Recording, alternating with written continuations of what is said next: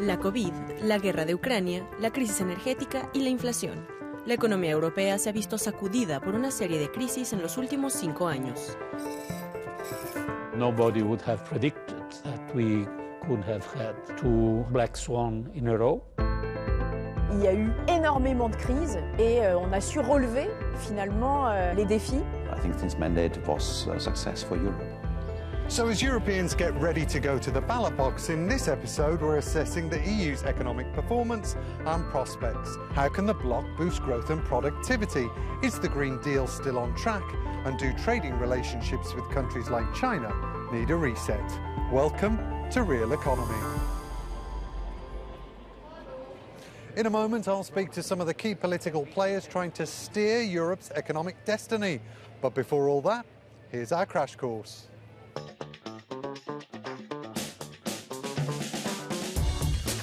La pandemia y la guerra de Ucrania han definido la política de la UE en los últimos 5 años.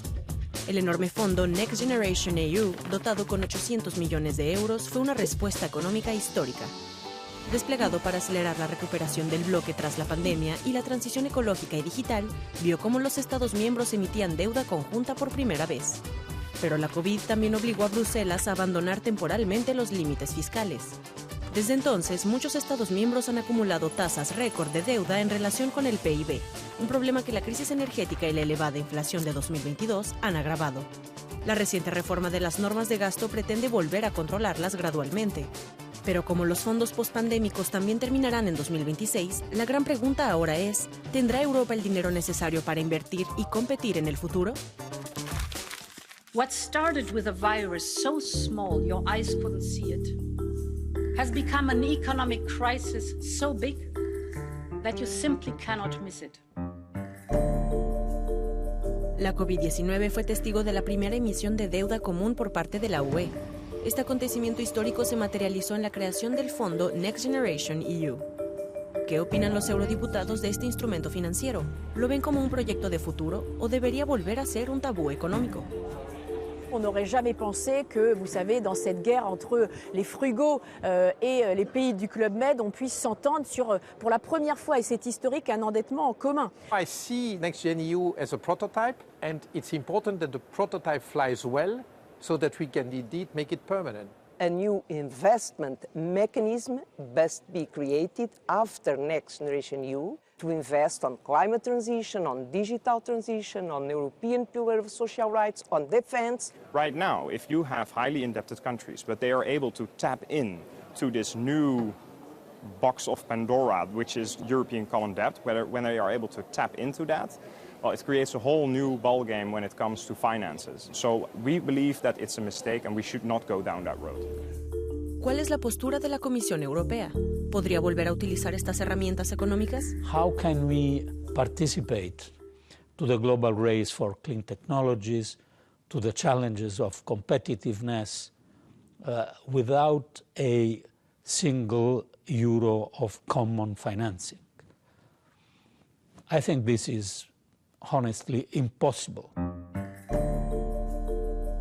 Las normas fiscales recientemente revisadas pretenden recortar la deuda acumulada durante la pandemia. Aunque se vuelven a los antiguos umbrales de déficit del 3% y deuda del 60% del PIB anual respectivamente, los Estados miembros tienen más flexibilidad para reducir la deuda. Pero ¿habrá dinero suficiente para pagar cosas como la transición ecológica, sobre todo teniendo en cuenta que la financiación posterior a la pandemia finaliza en 2026? On the debt side, you know, we are struggling a lot with this. Nobody knows in this moment of time how to pay the interest rates. That's why that means interest opportunities for the next generation to invest. We need economic growth. That's the power base of Europe, that we are economically strong and we have to restart the engine. As a whole, we can't say that the problem of the EU and the euro area is that we have a too high debt. It's a problem from single member states. We have to address it. We have common rules, but at the same time, we have to compete at global level.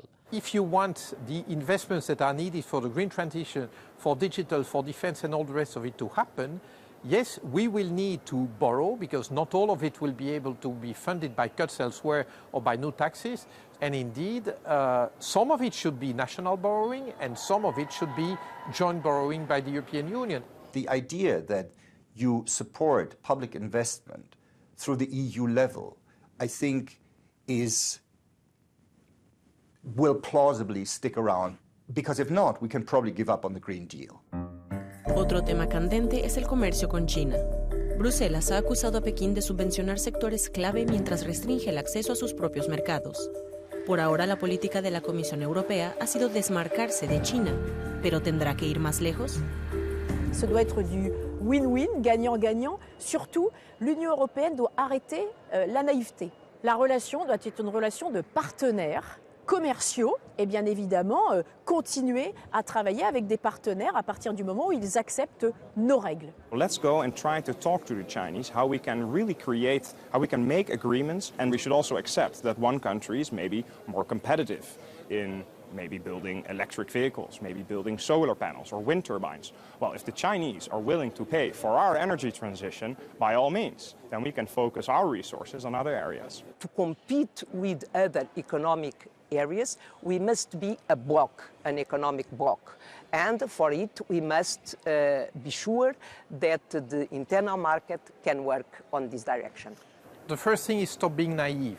I mean, China is protectionist, the US are protectionist, and then we would say, okay, well, we should not restrict access to our market because they will restrict access to theirs. They are restricting access to theirs. We have to keep the economic ties, so nobody wants to stop them, but we have to rebalance that. And in such a strategic battle with the Chinese, we should be ready to defend our markets.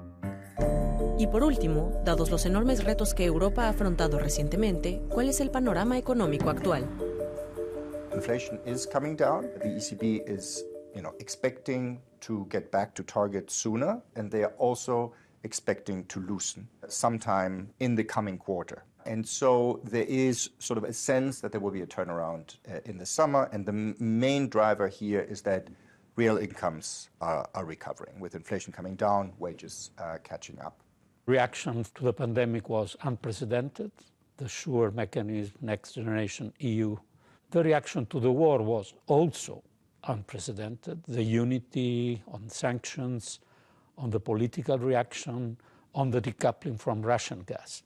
But if 2024 will see an acceleration of the activity, I think we will conclude that we were able to address these two black swans in the right way. Es un hecho que todos podemos ser perdonados por esperar que el próximo mandato electoral sea menos tumultuoso que el anterior.